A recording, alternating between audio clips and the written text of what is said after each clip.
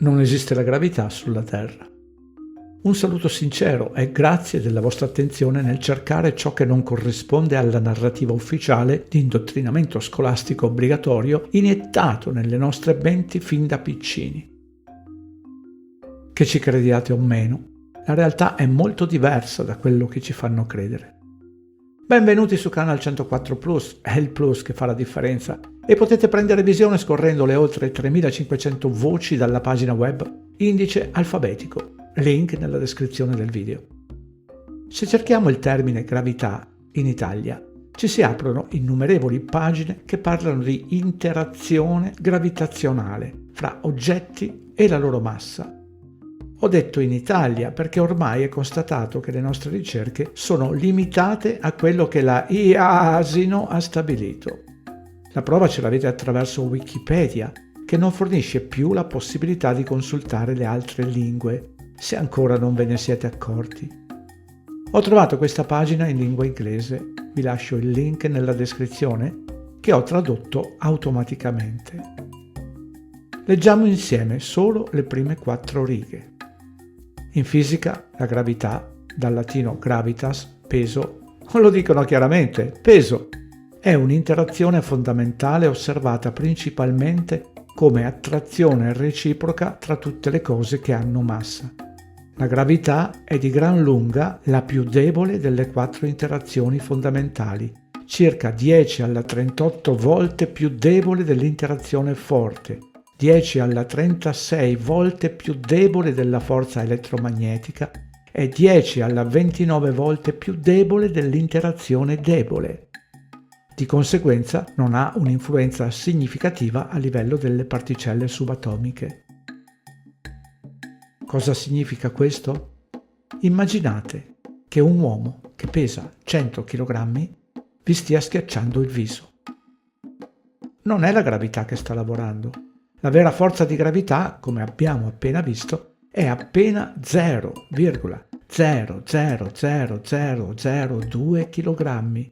Non è nemmeno misurabile. Si tratta solo di forza elettromagnetica che spinge sul vostro viso.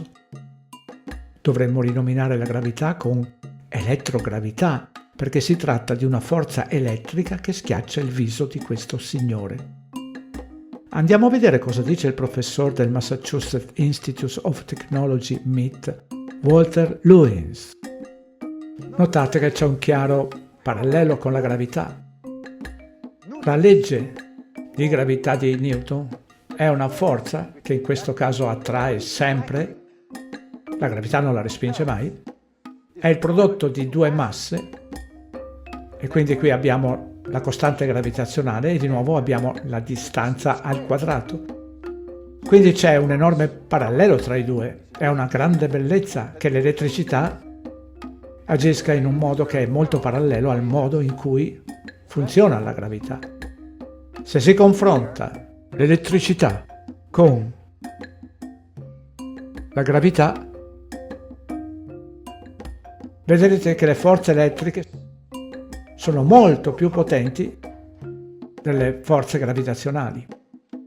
Se ora confronto la forza elettrica con la forza gravitazionale e divido una con l'altra, notate che D si annulla in entrambi, hanno D al quadrato alla base. Quindi diventa facile dimostrare che questo rapporto è all'incirca 10 alla 36. Quindi la forza elettrica è di 36 volte di grandezza più potente dell'attrazione gravitazionale. Su scala atomica fino a migliaia di chilometri è solamente la forza elettrica che tiene insieme il nostro mondo. Questa è chiamata gravità. Sbagliato, Neil.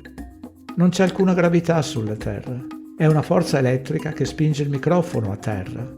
È elettrogravità.